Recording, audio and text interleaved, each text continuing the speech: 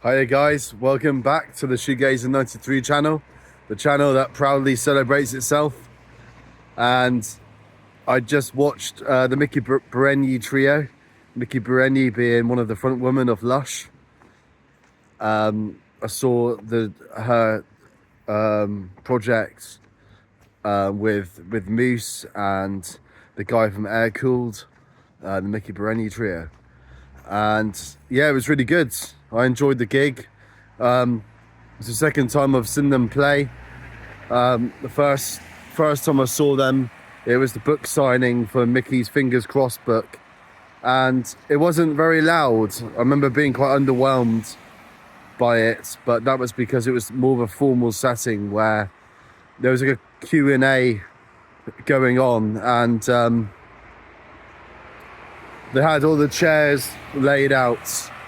All of the chairs were out so people could sit down. So it wasn't a standing gig. So I guess they couldn't really pump up the volume last time because it would just be too much really for if you're sat down you can't really escape it kind of thing. So they don't want people rushing out, and I guess it was aimed more at older people as well, because it was an older crowd last time, I think, but this was a few more youngsters in there this time round. And yeah, I thought it was really good. She played a few more Undertow. She played a few more Lush songs like For Love from Spooky and Undertow from Split. I thought Undertow was really good. Yeah, it was just much louder, much more expansive sound this time. They cranked it up. The bassist, the guy from Air Cooled, I thought he was good. He was putting some good effort into the bass, pulling some moves and stuff from time to time. Yeah, great gig. And I met her again, so it was really good to meet her again, Mickey. Beautiful woman, beautiful soul. Yeah, just really nice and up for chatting about anything really. So that was a really cool moment. Third time I've met her. The first time being when she was with Piroshka, Rough Trade Bristol. That was the first time I met her, and then second time was at this Dartington place. Things Happen Here, and then yeah, I met her a second time at the same place. So yeah, 3 times altogether. So yeah, just going to continue my series now of Were They Shoegaze? So we looked at Catherine Wheel last week and kind of concluded that they weren't really parts of it. There were brief traces of it on Ferment, that's for sure. But in regards to anything after that, they definitely weren't. But Black Metallic does remain a real shoegaze classic, that's for sure. You can't really deny that song.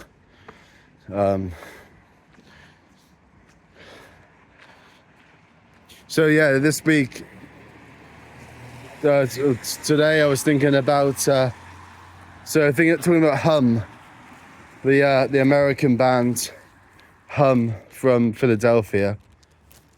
Sorry, I'm getting a bit tired, getting a bit of fatigue with my arm, trying to hold this bloody camera all the time. Because when I hold it in my other hand, it gets blocks and that all the time, so can't really see my face. Yeah, so Hum, I only just realised they actually had a debut album called the Fillet Show from 1991. I only just realised that tonight in my research for this episode. I actually thought their debut album was the Elektra 2000 one, but actually that's the first one with the the main singer. It's their second album altogether, the Elektra 2000 one.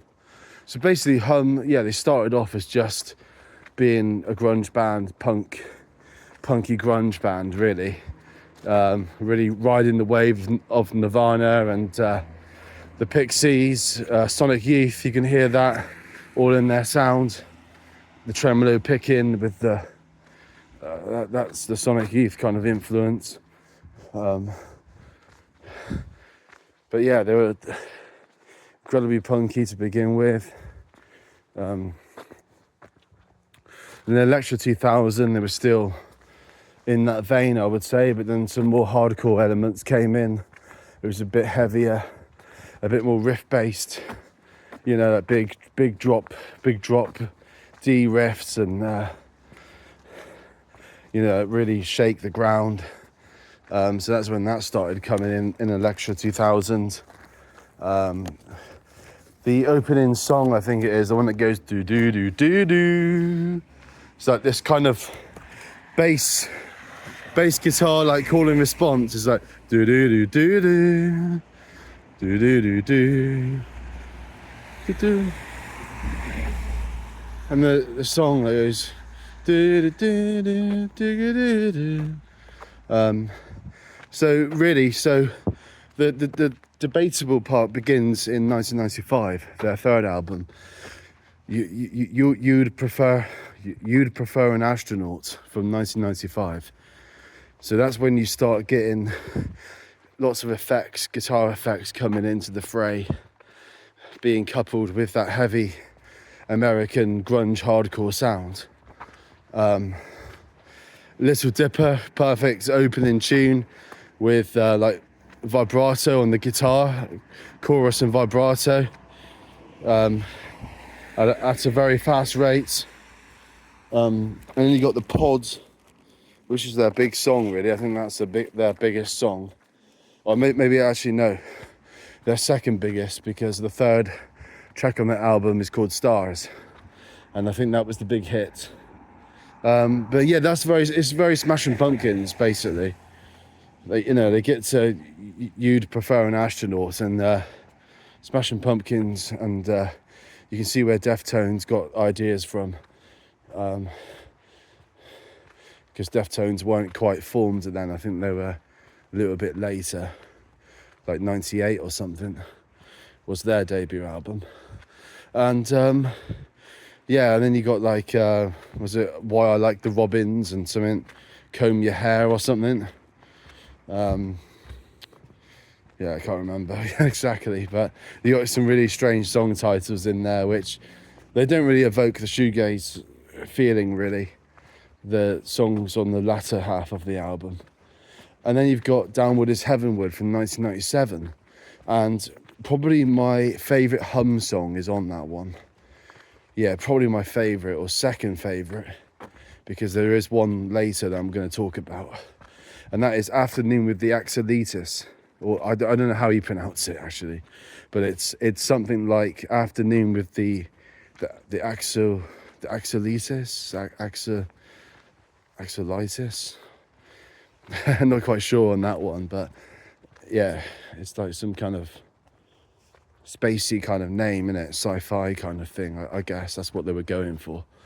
But yeah, that one's just brilliant, you know. It's like the way it just builds up, and then it drops down, you know. It has all these like the quiet to loud dynamic, but it's not just not just like Pixies style where you get nothing going on in the quiet bits. It's just very intricate. It's quite math rock, actually. You know, it's more complicated, sophisticated. The arpeggios are like, it's different tuning. The arpeggios are really, it's almost like math rock, post rock, something a bit more like technical, in terms of theory and composition. But that's my favorite, I just the and he goes wow wow wow wow wow wow wow wow wow, just this crushing heavy guitar comes in, and you get chorus effects, and there's phases going on, flanges. It's just, it's brilliant. Reverb, obviously. Afternoon with the Axolitis. I Love the Cheetahs, another one. It sort of starts with this kind of tremolo sound and like lots of feedback. I think that's another good one. I love the Cheetah. But really, I think, yeah, that was it. And correct me if I'm mistaken, I think that was her last album until 2020. But yeah, it was kind of more, so Downward as Heavenward is more, you know, it's getting more towards the Deftones kind of thing. I think, yeah, it's a bit heavier than the sonically heavier with big riffage. It's bigger than you'd prefer an Astronaut. But it's still, you know, quite similar really. You know, you could put both of those on and, you know, one after another and it would blend in well together. So, and then there was a big gap and then they reformed in like they announced their reformation in 2019-20, around that time. Around the time that coronavirus took over the world. And Inlet came out in 2020.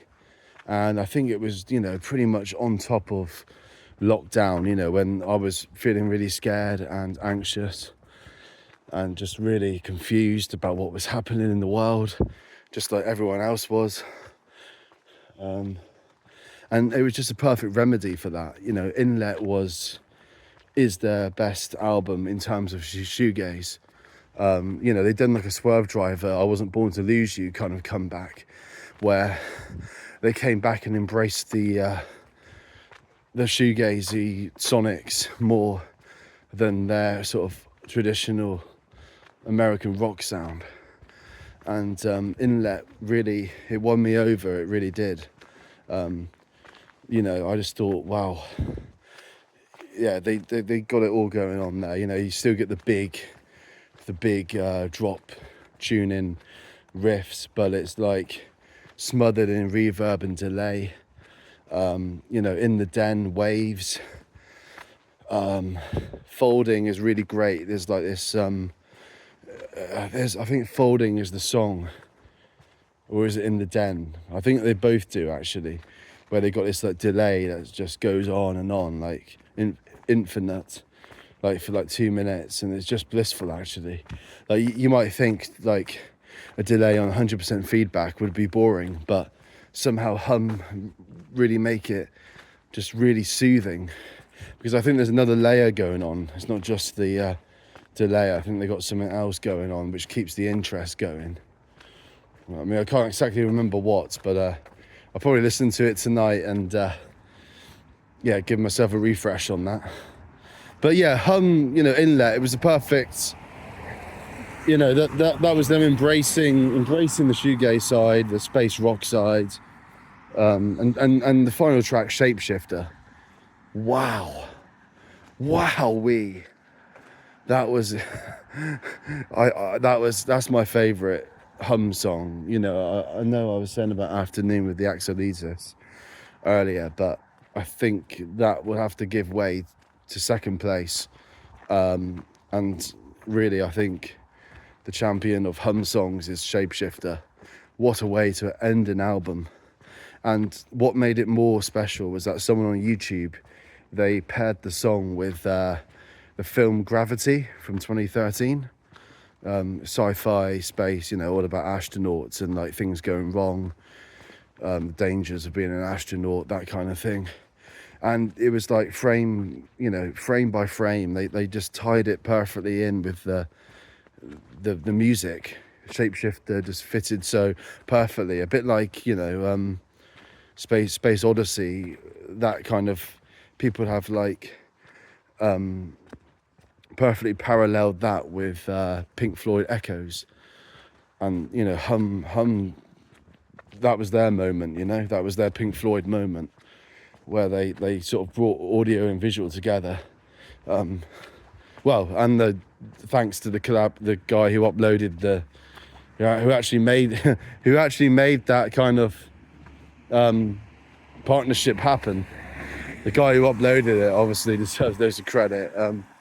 But yeah, that's a great composition, and the feeling of like flying, you know, in the chorus, the you you, da-na-na, and ta, da-na-na, and you, da-na-na. I mean, I forget the lyrics, that's why I was just doing that, but it's that kind of soaring vocal in the chorus.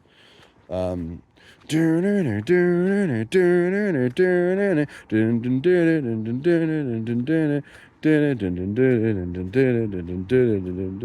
remember the burner,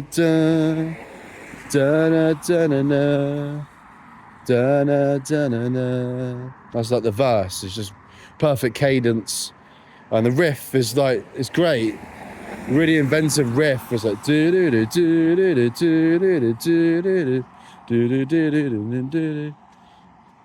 know, it's like a slide. He sort of slides on the guitar, like there's like a slide into the riff.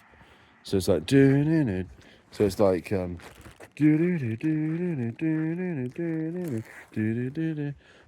a shapeshifter really. That was the winning track on Inlet, and there was a real emotional connection as well with Inlet, with the timeliness of it landing during COVID. It was really my refuge, that album, as well as, you know, a few others. But yeah, you know, that one being a current one at the time, you know, not just a throwback album. It really made it was really poignant. It was, that's the word, poignant. Yeah, I mean, a lot of the lyrics were relatable to the tragedy around the world, and really captured the anxiety, the confusion, the madness of it, and you know, being a spacey album, it made you think about how sort of fragile our planet is, really. You know, something can go wrong and whole world has to shut down, stop what they're doing. It makes you realise that, you know, we're only a small planet, and we need to look after each other. And you know, it's a really wide universe out there,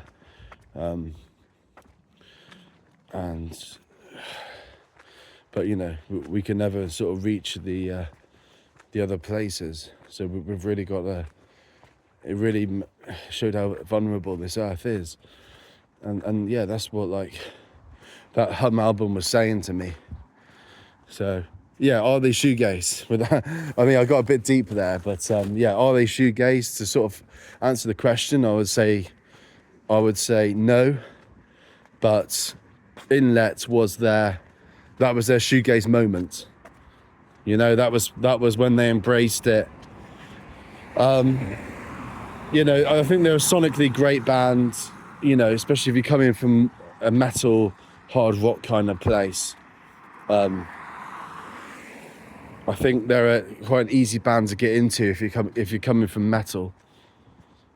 And I would highly recommend metalheads watching this to check them out, and it's a good pathway into the lighter stuff. In terms of, well, I mean, I don't really get the word heavy, to be honest, because heavy, you know, anything can be emotionally heavy, you know, and it doesn't have to be like drop tuning to be heavy, does it? I mean, you can have standard tuning but play it really loud, you know, that can be classed as heavy. You know, I never really got that. It's not all about big riffs and stuff. It's I think I'm more impressed with people who play at volume, with you know, just letting the guitar, just the notes just sustain and play that at big volume. I think that impresses me a lot more. Sustain and the decay of notes. So yeah, guys. So yeah, the answer, well, my answer anyway. I mean, I'm probably going to get lots of viewers on this, because I know a lot of Americans kind of defend Hum, you know, to the back teeth, you know. But you know, I think a lot of Americans, they get that kind of patriotic thing where they kind of defend the bands from their own country, and you know, like that's why Deftones are like always like, yeah, these guys are shoegaze, definitely, yeah. But you know, I'm not dissing any band. It's I'm basically saying what category would they fall into, and for me, Hum, you know, they are a good band. Shame about the drummer as well, R.I.P. I think he passed away, you know, quite soon after the Inlet album came out, actually. So, yeah, something happened to the drummer. Yeah, not ideal. But yeah, I would say they're not shoegaze, but they are, you know, sonically rich, and they've got the heaviness down, that's for sure. You know, in terms of the big riffs and the kind of propulsion of the guitar. Yeah, just solid drumming and bass. You know, really thick bass and drums are really aggressively hit, and just well in time and everything. So yeah, the Hum, they're not shoegaze, but they can hold their heads up high for making Inlet. Quality album. Bye for now.